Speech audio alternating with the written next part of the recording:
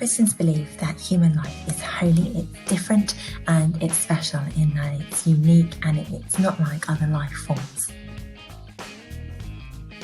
There are many sections of the Bible that can be used to show that human life is special, and this belief for Christians is referred to as the sanctity of life. So human life is sacred and different.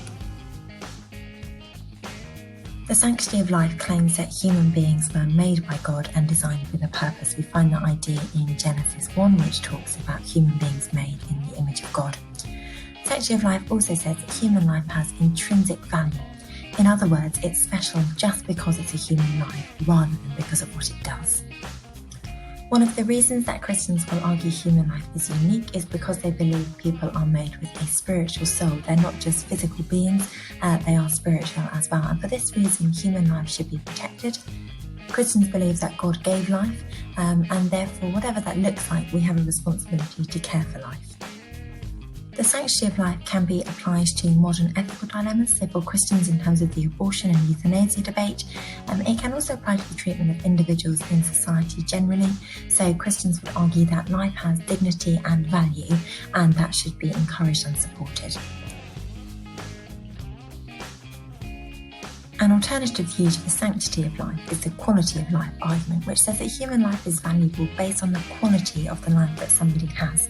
So you might say, for example, based on the things that they can do, experience or enjoy. Life is extrinsically valued rather than extrinsically. It's valued based on external factors. The sanctity of life argument is sometimes used in application to the ethical issue of abortion, but there are a number of different ways that this might be applied.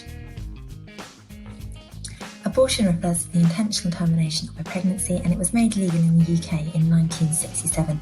Current UK law on abortion says that it's permissible up to the first 24 weeks of pregnancy, but it must be approved by 2 doctors.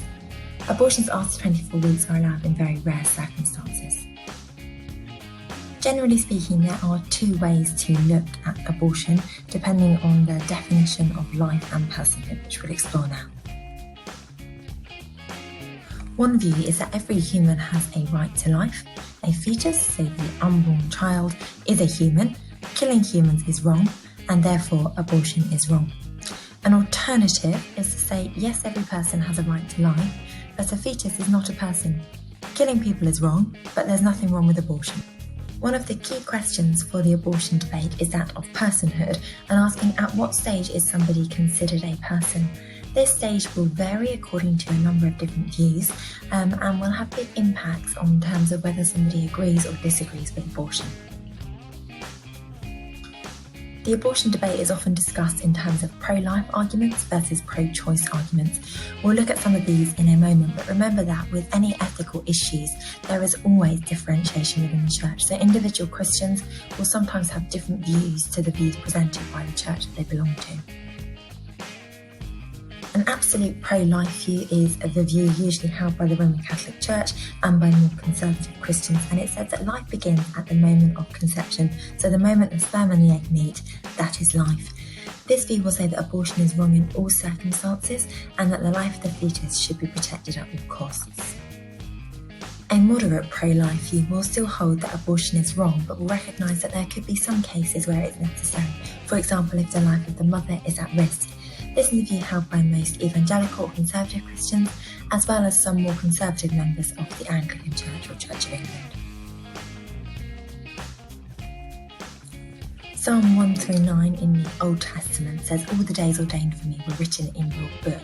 This is one of the arguments sometimes used for pro-life, to say that God plans how many days you have, so the moment your life begins is precious in the eyes of God.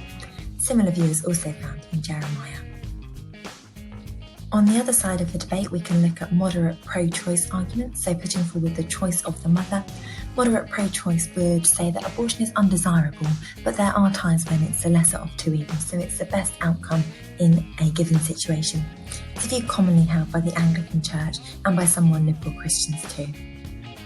And on the far end of the scale, there's the absolute pro-choice argument, which says the fetus is not alive and therefore the rights of the mother should always come first. Women should have a choice over whether they continue the pregnancy, although absolute pro-choice view might still say that it's best to end the pregnancy in the early stages. This view will be held by most liberal Christians. golden rule in Matthew, love your neighbour as yourself, might be used to support pro-choice arguments and say that the woman should have a choice over her life because it's the most loving thing in a situation. Psalm 145 might also say that even if you don't agree with a woman's decision, that you shouldn't pass judgment and that you should show love and kindness as God does. An atheist or humanist response to abortion would say that generally it should be accepted, and they would defend the pro-choice stance. The rights of the mother would come first because she is more important than the fetus, and the abortion limit of 24 weeks is generally agreed upon.